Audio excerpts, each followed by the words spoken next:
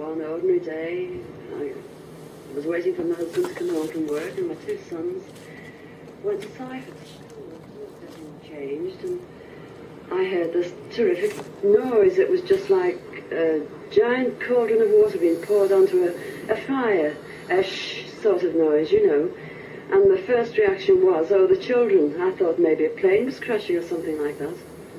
And I slipped my jumper on and went outside to find my two sons lying flat on the ground in a garden in front of the house, shouting, "Mummy, Mummy, there's a flying saucer."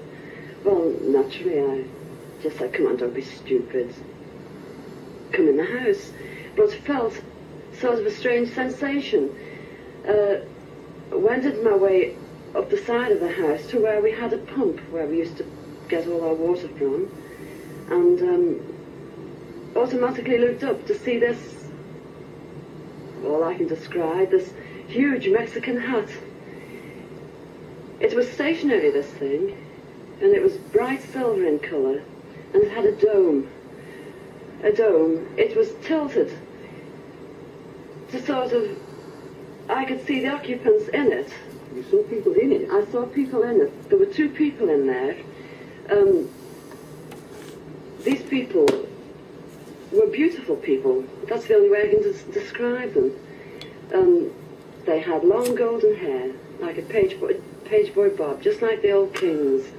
You used to see photographs of the old kings. And the colour of the hair was golden.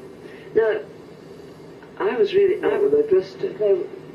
They had a sort of a polo neck jumper affair, like a ski top suit, in pale blue.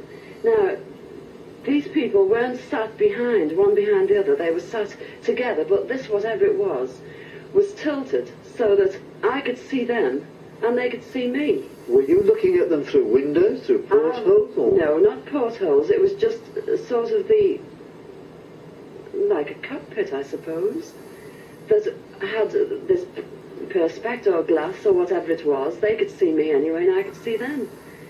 And they had beautiful faces. I shall never forget their faces as long as I live. Their foreheads seemed to be a bit larger than, you know, the bottom of their faces as normal people you would expect to see.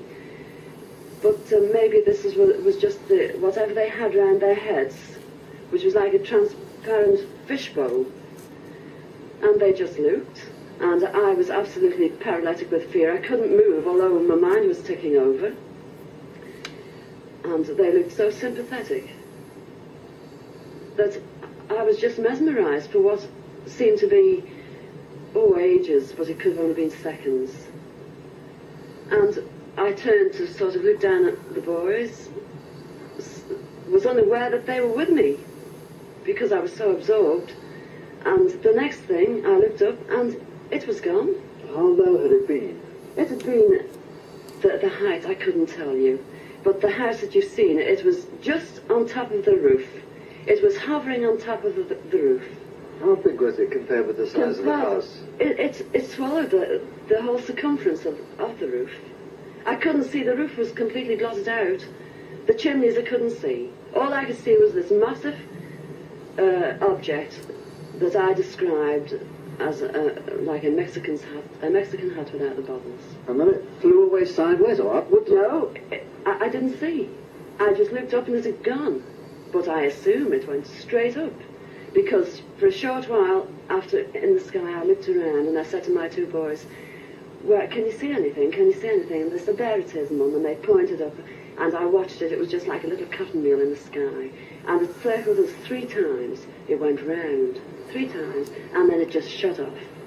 And that was it. When I started to analyse myself afterwards, I feared that I might have had an hallucination. But then I knew I hadn't had, because my sons were so sure about what they'd seen and what I'd seen. And it went through my mind that it was a secret weapon from Russia. And then I thought, well, it can't be that, because if they had something like that, they wouldn't need to fear anybody or anything. Were you scared by it? Did you run indoors? Oh, I was petrified. I couldn't move. I couldn't move a muscle. I was paralysed with fear. But now I wouldn't be. Because now, when I look back, you know, I think, what an amazing thing to have happened, and for me to have seen it. And when your husband came home, where were you? Well, when my husband came home from the office, I was locked in the house with my children, under a big kitchen table that we were using. Under the table? Under the table, yes. It's funny now when I look back, you know, it sounds absolutely ridiculous, but this is the truth. This happened. And that's it. We were ridiculed. It was very embarrassing at the time, and people, they possibly thought, oh, she's a nutter. But, you know, who cares? This is something that's happened to me, and I'm a practically minded person, and that's it.